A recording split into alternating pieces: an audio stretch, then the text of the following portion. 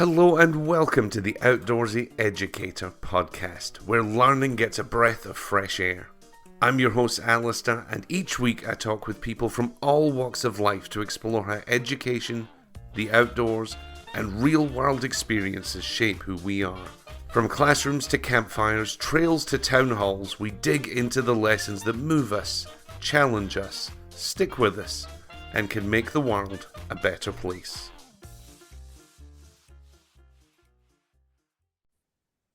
And on this week's episode of the Outdoorsy Educator podcast, we have Jessie Benson. Jessie, how are you today?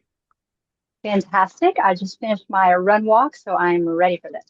Good for you. I'm a little envious, as we just said before we started recording. I've been working this morning, but then that's my plan when we are finished. It's a beautiful day here in North Texas, so going to take advantage of it. Well, first of all, thank you so much for being here. I really do appreciate your time. Why don't you tell our listeners a little bit about who you are and about yourself? Sure thing. I am Jessie Benson. My social media community called me Dr. Jessie, and that's because I was an anesthesiologist and an ICU physician. I was double board certified.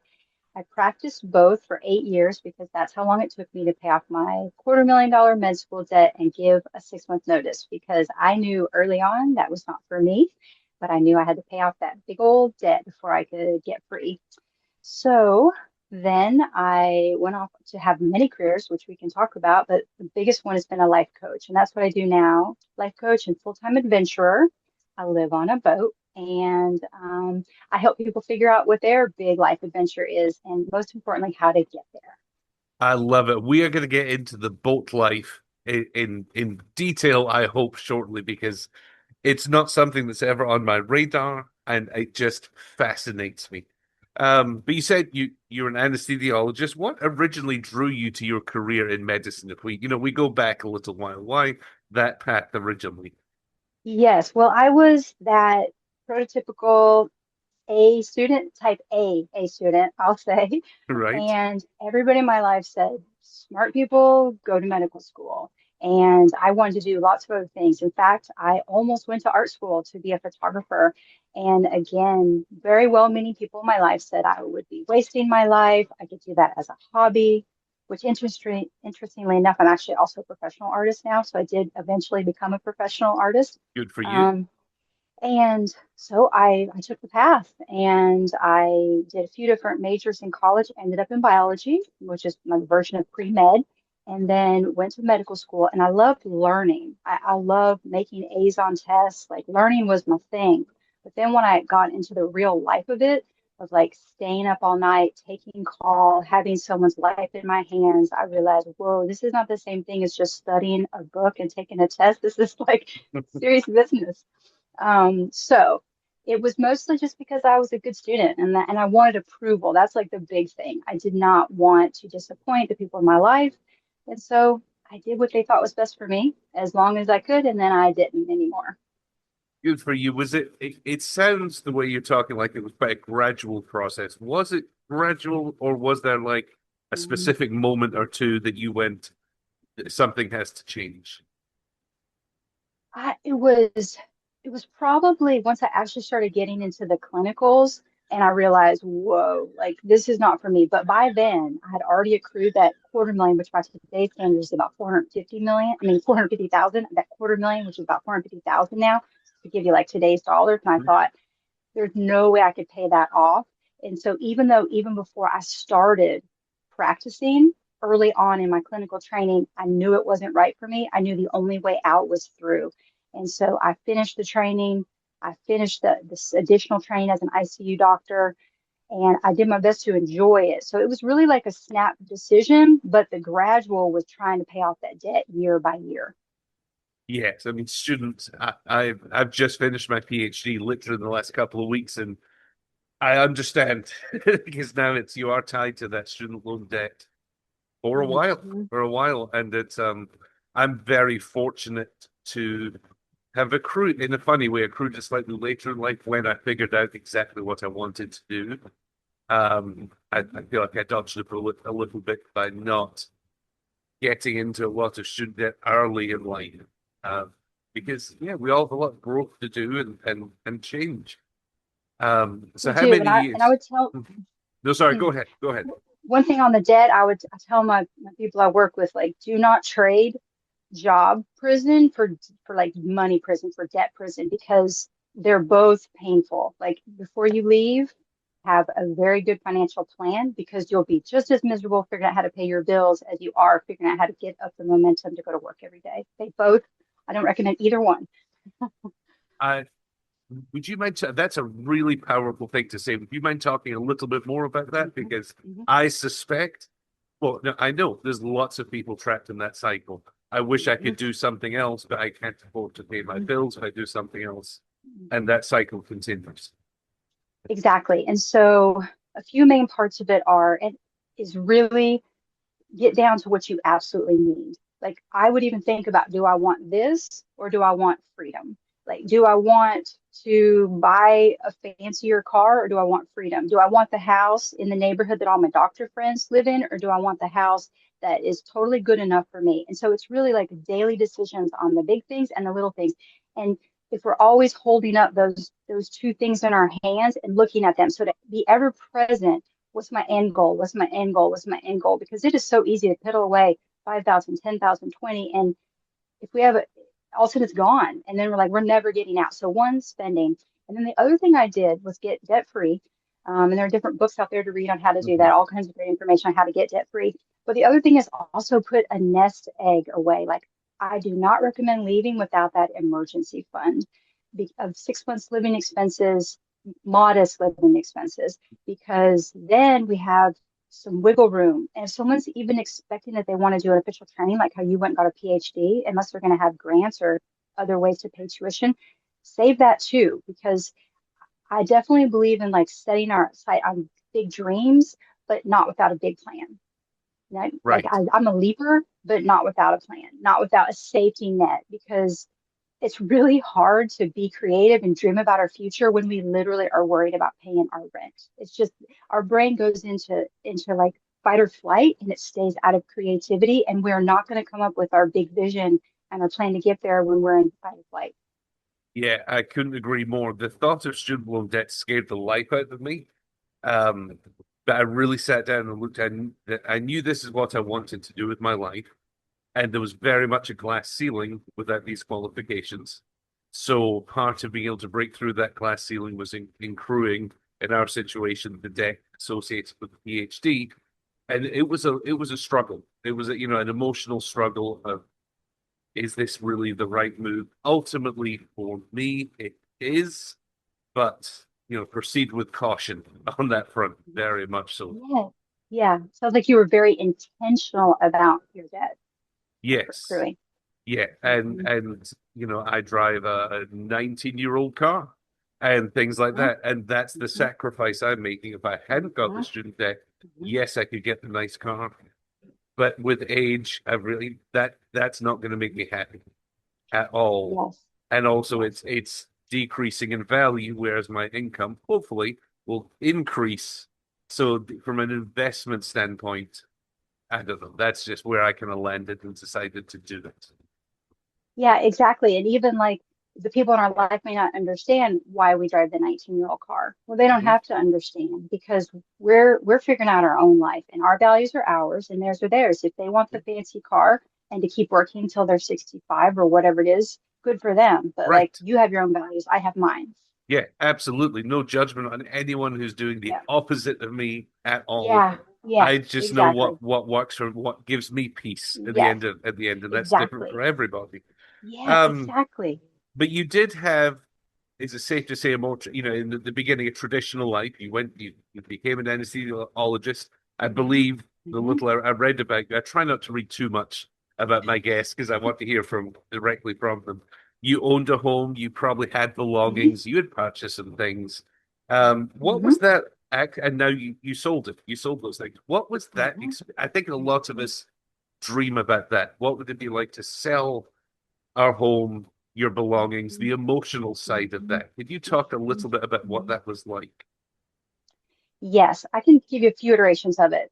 I sold my house when I left medicine and went to travel for an 8 month RV trip. right when I left medicine about 10, 12 years ago. That felt very freeing. That was just like, whoa, I sold my house. I'm in an RV. I'm traveling all over the country. Then I settled in and bought a sweet little piece of land, and I built my own house, like literally designed it, physically built it with someone, with my cousin. He was a builder. I literally like that. I was in that house. So when I sold that house, I had a much more emotional attachment to it. So that was a lot harder. Then fast forward to my most recent house, I had one more house built for me, and there wasn't that much emotional attachment because I picked everything out, but that is not the same thing as like putting my literally sweat into it. And so there have been different iterations. So how someone feels about selling their house is going to be a little bit different based on their emotional attachment to their house. My most recent house, I lived in it for 18 months. It was beautiful, but it wasn't worth staying to not go live a full-time adventure life. So that was a pretty easy house to leave. And since then, I've been traveling. I have done a full-time trike life for about 5 weeks where I lived and camped and had a recumbent trike that I rode across like Florida. Then I went on to backpack for a week, realized that was not for me because it just wasn't my thing. And then I did an electric scooter life where I was on like a hyper scooter to kind of go like 60 some miles an hour, but I tapped out at like 25 Right. and camped on that. And then I moved on to a boat, which is for me the perfect combination of adventure and home. Because I always loved my home, but I wanted adventure. Now I have both in the same structure. That you again, you're speaking my language here because I mean I think about the house we've lived in 7 or 8 years, and if I sold it tomorrow for some reason, it's not the house I would miss. It's the blood, sweat, and tears that we painted that room, we replaced that, we repaired this, and the memories and the emotion attached to that, rather than the bricks and mortar. It's Um, like the identity. yes, That yes. house was me. Yes. And we Yeah. actually, one of our children, we talked about this hypothetically if we sold our house. And really, they talked about the fact that all the things that make our house a home, we would be taking with us. Is the little Christmas decorations and those kind of things, the things that wherever we would hypothetically end up, those things would go. And I thought that was a very interesting perspective that she That had. is a beautiful perspective. Because Yeah, I love that. I'm going to assume that those certain things, heirlooms or things with memories that you would just wherever you live, wherever you end up, a boat, a tent, a house, they're going to stay with you forever. They are. I've narrowed it down to a closet at my sister's house, and that's Right. literally like my taxes and, like you said, my most precious items, the ones that have the feeling in them. Right. That's exactly. And that's sometimes I'm sure we all have done this. I think about if, my house was to burn down, what things would I grab? What non-living things would I make sure made it out of the house? And yeah, it's nothing of monetary value. It's yeah, silly things that would appear silly on the surface have an emotional attachment. Now you say you're living on a boat. Again, deliberately, I'm sure I could have Googled this and I chose not to. I can't picture what kind of boat or know what kind of boat you live on. And of course, there's many different styles. Could you talk to us about where it is you now live? Yes. So I was anti-boat for a long time. It just seemed like nothing was flat. There wasn't space to like do yoga and to set up my workstation, like where I do my coach calls. And the perfect combination for me has been a pontoon with like a complete canvas enclosure. It's 24 feet, I think, but it's totally flat. And the person that I bought it from had thankfully pulled all the chairs up except for the captain's station and couch at the very back. And so it is essentially a floating living room that it's basically a studio apartment. Everything is flat, so I can do yoga on the floor. I do CrossFit on the boat. I do my podcast recordings on the boat. Like I literally do my entire life on the boat. I have a refrigerator that plugs in. I have a propane stove. I have an electric stove for when I am at like at a slip at like a marina or a park. And so that for me was the best because I'm big into like having a lot of open flat space. as opposed to other kinds of boats that the floor is kind of slanted and everything's sort of more like an RV feeling where it's built out in every direction. That wasn't for me. So I think it's if someone's going to live on a boat, is think about the exact things they're going to do on the boat and pick the boat that they can do those things on it. Right, yeah, making the boat fit your life rather than trying to figure it out. Yes. I see it. And again, these are obvious questions for anyone who knows anything about boats, which I don't. So, do you generally your boat is stationed in a marina? Is that Yes, what for I'm picturing? now. Yes. No. Yep. And then the cool thing is if I'm in the same place for a bit, I get a sense of community, which I lived before in a really small, sweet town with one stoplight in the whole county. It was just everybody knows everybody in a really precious way. And when I'm in one place at one time, I get a sense of community with the people. And for instance, my sweet little dog of 15 almost years passed away about a week ago. And where I am, the people got me a card and flowers. And so it's a way to be a full-time adventurer, but still get that sense of community if that's important to a person. I love that. I don't know if you've ever seen or even heard of the show Queer Eye that's on Netflix. Um, it's five Heard guys. of it, but I haven't seen it. Okay, I mean it's now finished. I think it ran for this iteration of it ran for about 10 years. It's these five guys, and they go in and kind of revamp somebody's life, something well deserving. And they've got a guy who does hair, somebody who does clothes, all these different things. But then they have a guy on there who does interior design. He usually doesn't renovate their house, but looks at it and goes, "How can we maximize this?" And the very final episode of the last season, they actually renovated somebody's boat. I say Cool. again, renovated the wrong one. They went into it and there was just stuff piled everywhere. I'm sure it's not abnormal for a family. They have a family of three living on a boat. There was just piles of things everywhere.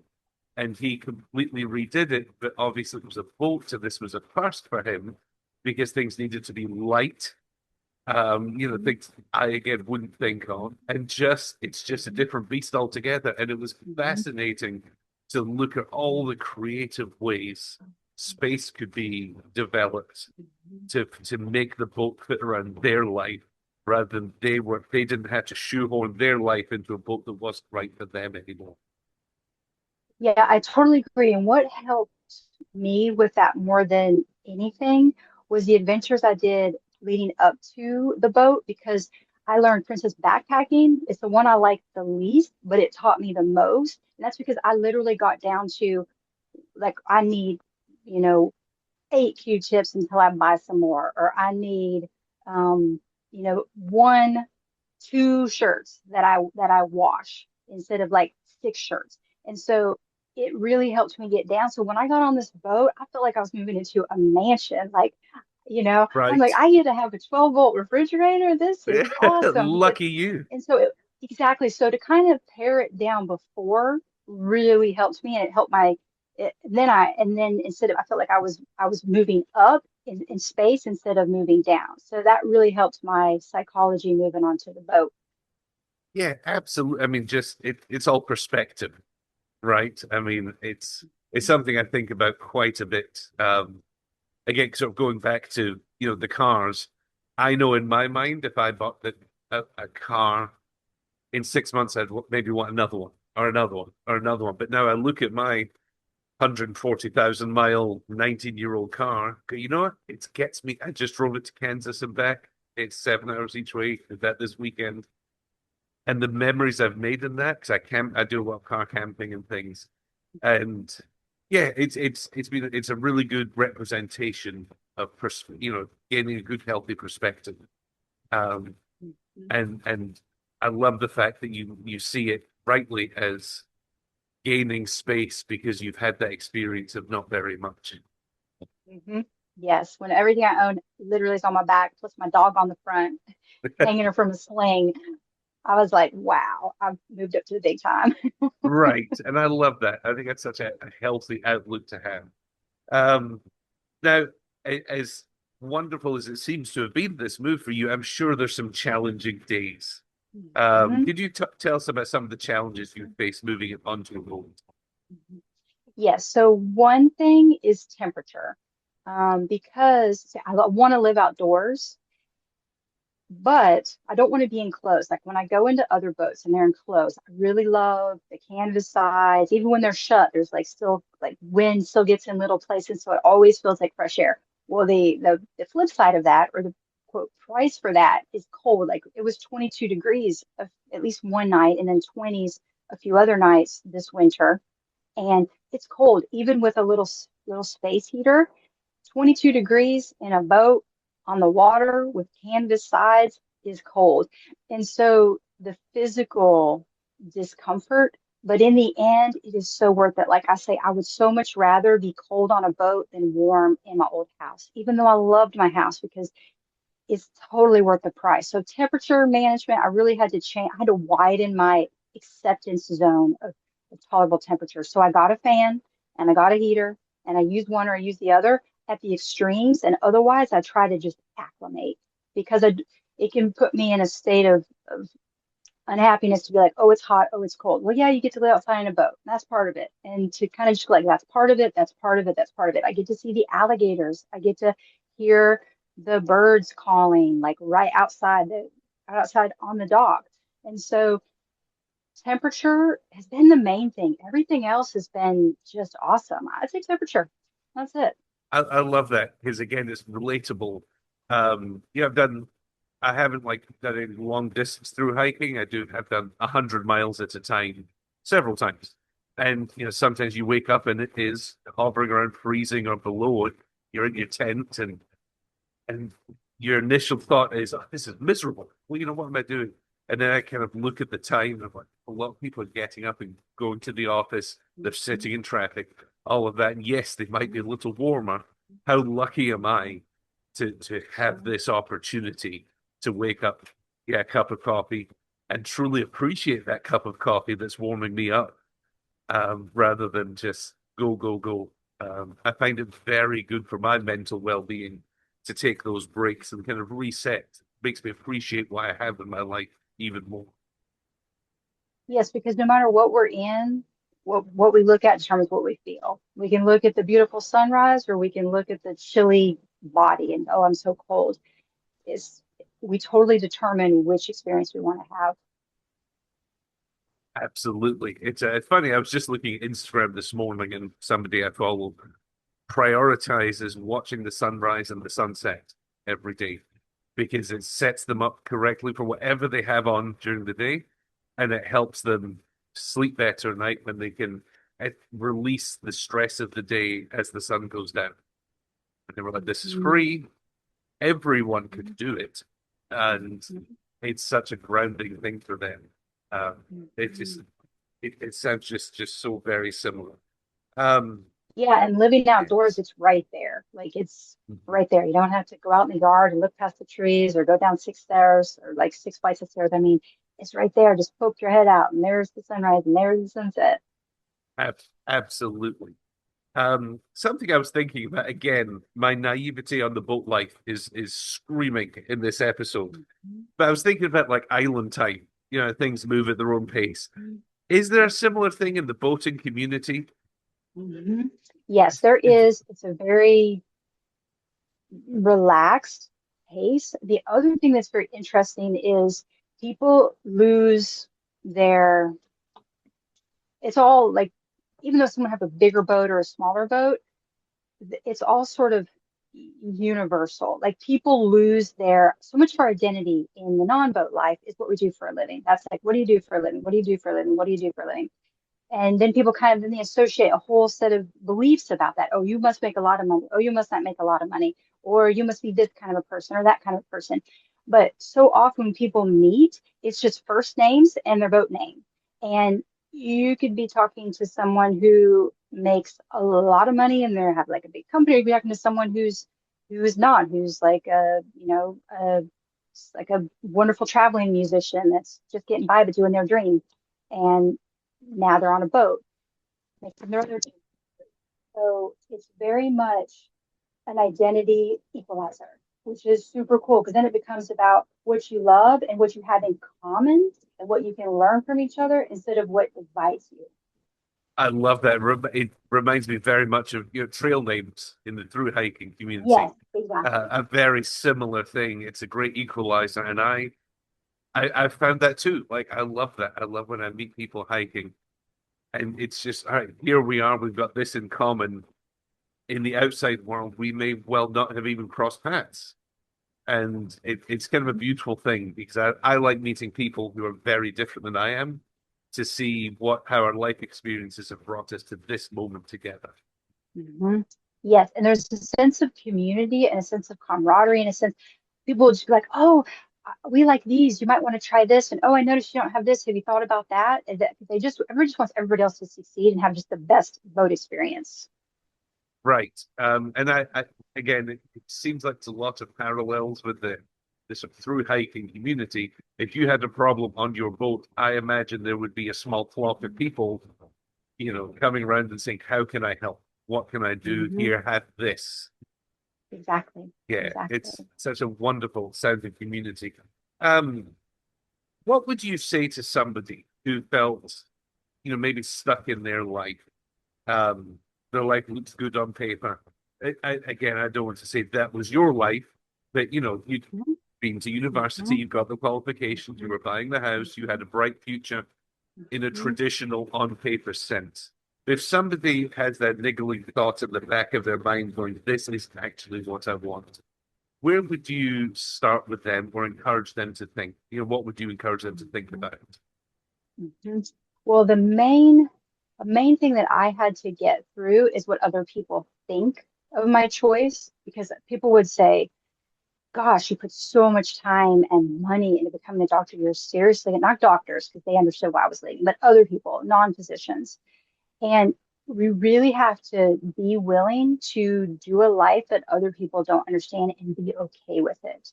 Be okay with that our friends or parents or other people who are close to us don't always get it, and be willing to push for what we want because we're the one that wakes up in the morning in our body. We're the one that goes to sleep on our pillow and has to live all the minutes in between.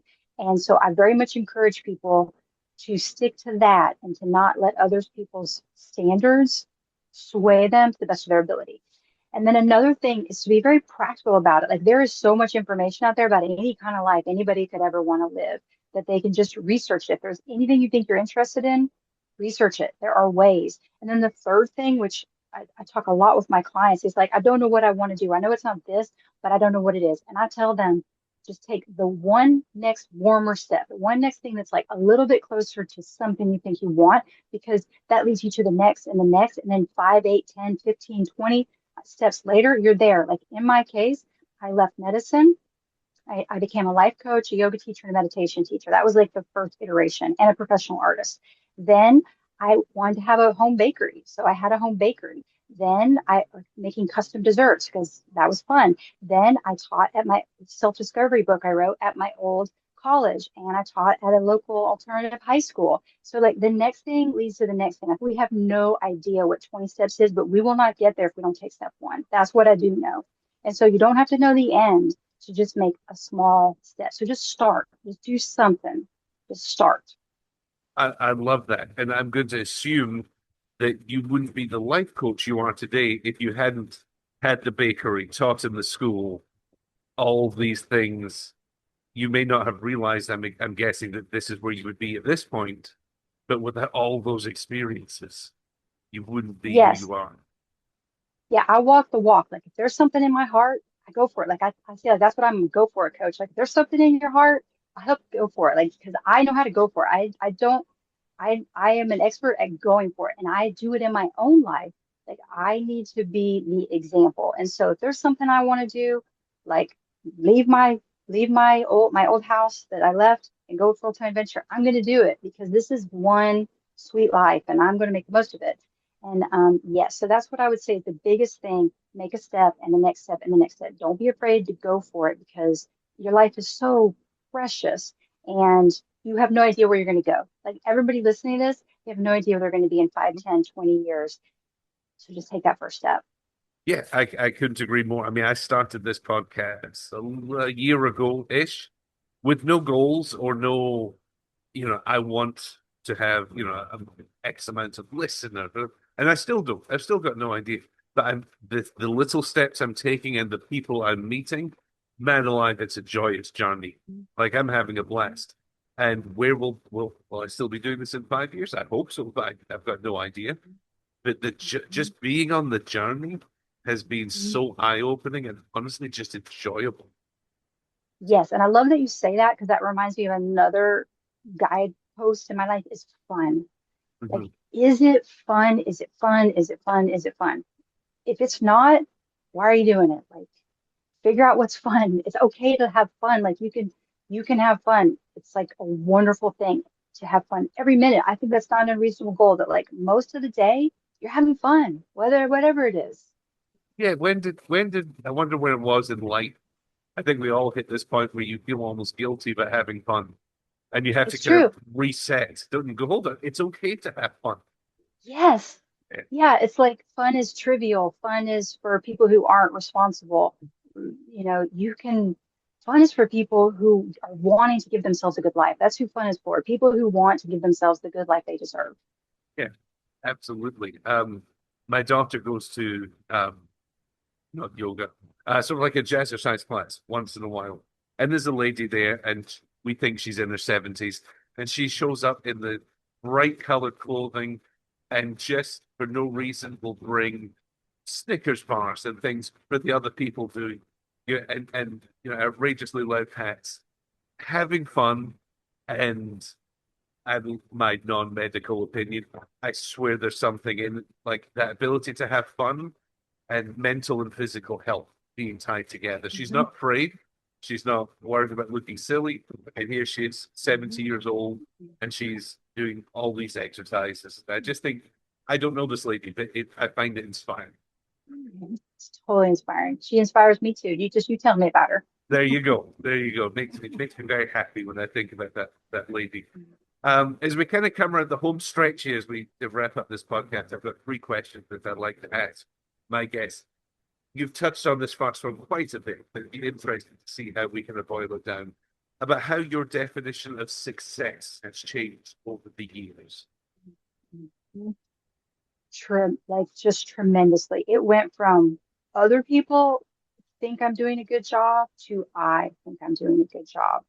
I like the way I'm living. I like the way I'm treating myself. I like the way I'm treating others. I like the decisions I'm making. So very much from other focused to me focused. And for me right now, my ultimate definition of success is having fun, whether I'm doing my podcast or taking a walk. Like if it's not fun, why am I doing it? So change from outer to inner to fun.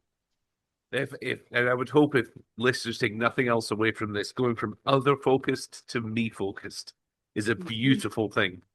That's going to stick with me for a long time. I love that. Um, you can take this question any direction you want of any compartment of your life. But has there ever been a book, or is there a book that's been particularly impactful on your life? Mm. So funny because I was trying to make a list yesterday. This it's ironic.